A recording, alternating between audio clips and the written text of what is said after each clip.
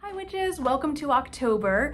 Today I wanted to review the concepts of baneful magic and go a little bit more like in depth on it and why people use it, why I use it in my practice, etc. So as we advance through this year and advance through our practice, I just feel a little bit more comfortable talking about it. And again, like I just didn't feel like it was appropriate for me to be like, hello, beginner witches, like here's how you curse people. Like I feel a little bit more free to speak at length about it because of the work we put in prior to this year. So I do encourage you to watch like all of the videos prior to this. If you are like learning about baneful magic, it is 100% like my recommendation to learn protective magic first. So if you are kind of an intermediate or advanced practitioner, hello. If you're a beginner witch, like maybe try a couple other videos and then come back when you're ready, but I'm not gonna dictate anybody's practice because that's not my place. So today I just wanted to kind of review baneful magic. I really want to start with like jinxing, hexing, and cursing, like when I use all of them and like for what reason. Okay, so jinxing is not something I really do because I feel like it's a little bit petty, but there are witches who do that all the time. I just don't have the energy to put into it, to be quite honest with you. So jinxing are just like little tiny things that are just like, oh, well, I hope you step on a Lego or something like that. It's usually a verbal like thing that you do or say to somebody or like cast at them, you know what I mean, without their knowing, to like, it's like a minor frustration. It's like, I hope all your paper, you know, when all your paper clips get all like jumbled up, like that kind of like, that would be a good thing to like jinx someone with. Like, I hope you can never find your earbuds, or I hope you lose one of your AirPods, like something like that. So this is, again, generally like a verbal thing. It's a verbal intention and it's something that is cast at somebody. So yeah, it's not necessarily like a big ritual like what we're about to talk about. I generally don't jinx people because like I don't feel the need to. I feel like, you know, I'm kind of the kind of person who's just like, they'll get what's coming to them. Especially when it's like small petty stuff, but like I 100% understand. Hexing somebody is a little bit like more serious. It's like the next level up basically. I again also don't really like go to hexing. That's not really my MO. I'm much more of like the kind of witch who will curse you for like, but you have to push me to that point. But hexing is kind of more spell work. Like it's a little bit more involved. There's usually like maybe a candle, maybe a spell jar of some kind. I see like witch bottles as kind of being more of like a hex to me in my practice. So it's not as like serious as a curse, but it's not as kind of light as a jinx. I think the phrase that we're all really familiar with is hex your ex. So that's why I titled it this.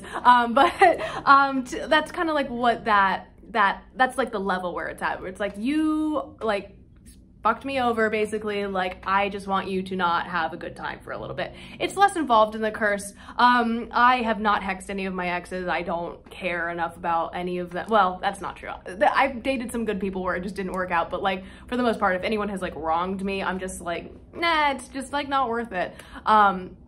Except in the case where I have cursed people, and I'm about to get to that. So like, again, hexing is a little bit less involved. It's a little bit more like spell work related, and it's less, it's like a short term, it's longer than a jinx. Like, so a jinx I feel like is kind of an immediate sort of like instant karma thing. Hexing I think takes a little like over a longer period of time, maybe like a couple of months, whereas cursing, which is like the main way I use baneful magic in my practice, because like I don't fuck around, takes place over a longer period of time. So I have cursed 3 people in my entire life.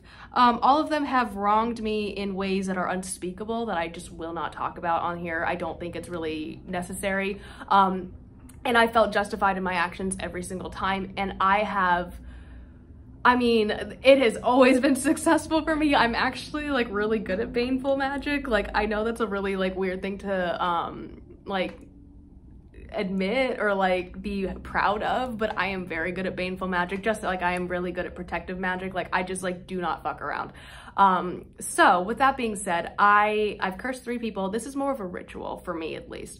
It's me invoking the gods to help me. It is seeking righteous justice. It is truly retaliating at somebody who has fucked me over so badly that I just do not want any part of it to do with me, or like I don't want anything to do with them ever again, like ever. So cursing takes a lot of energy. It takes a lot of intent. It takes a lot of like deep-seated rage, I feel like, at least for me.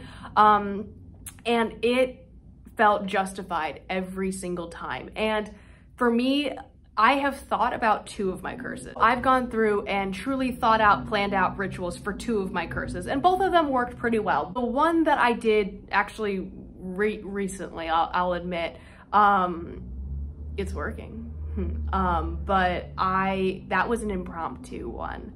I don't want to talk about it too much, but it was something that I kind of like channeled, I guess. And I just happened to have all of the things that I needed in the middle of my ritual, like in my witch room, which you guys saw.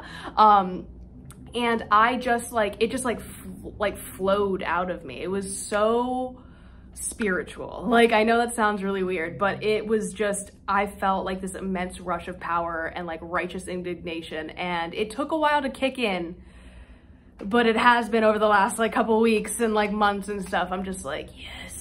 And it's very empowering. Curse someone is to take back your power from them, for me, you know, and that's why I do it. That's why I do baneful magic. But as you can see, I don't really do a whole lot of it. I'm really the kind of person who like, you have to push like to the limit before I'm just like, no, because I'm a people pleaser.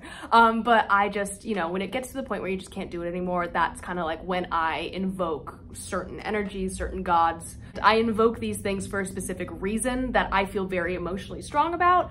And there you go. So some people don't do this. They believe in the rule of 3, that like if you curse somebody, it'll come back on you 3 times, like 3 times worse. I've never seen that to be true. I truly believe that like for the most part, I don't need to get involved for the petty day-to-day stuff. It's like when I really am just like, all right, like no, we're not doing this. So that's why I do it. When I do, but people believe in the rule of 3, and that is a-okay. If you are not a witch who wants to like use baneful magic, that's fine, but I don't think there should be so much taboo over it. This is a deeply personal practice, I will admit that. Like, you do not need to justify any of your reasoning to anybody on why you do practice baneful magic or don't practice baneful magic. Either way, it is a-okay. As long as you know what you're getting yourself into. I feel like that is like one of the biggest things that like beginner witches don't really understand, is like, this takes a lot. Like, it takes a lot. I also see, like, side note, I see beginner witches who like cleanse before doing a curse, and like, let me just say, like, don't do that. That is the only time I'm not gonna like have you cleanse your house or whatever. Cleanse afterwards, but you need that buildup of like rage, of like upsetness, of just like all of those negative emotions to channel into this one thing and just be like, no, you have wronged me in such a horrible way that I am taking direct spiritual action against you. I will not allow this to stand. And I think that is a huge and a beautiful avenue, I think, of baneful magic, is confronting your anger, like stating the things exactly that they have done to you and setting that boundary of like, I am not allowing you to have this power over me. Absolutely not. In fact, fuck you. I'm throwing this curse at you. Like, you know? So on the flip side, I think baneful magic brings this beautiful growth and transformation to people who do practice it. And I think that when you get to that point, I applaud people who take action over their own lives like that and who make those decisions for themselves.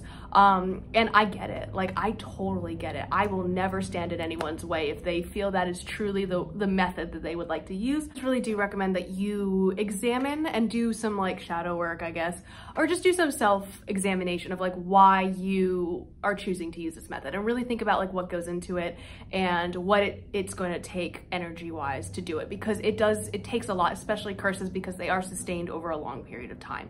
So if anyone has any more questions about that, I'm willing to talk about it a little bit more personally and privately. I just don't really want to put my shit out on the internet.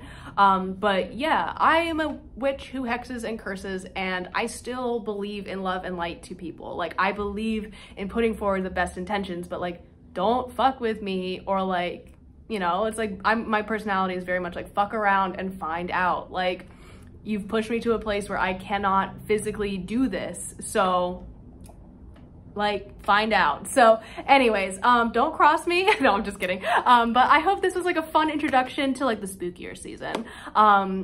I really wanted to kick October off with some like, you know, more advanced magic, some like spookier, darker stuff, because I do actually really like that stuff. And this is kind of the year, like time of year where I'm like getting more into that just because of the season and stuff. So yeah, if you have any questions, leave them down below. Otherwise, I'll see you guys tomorrow.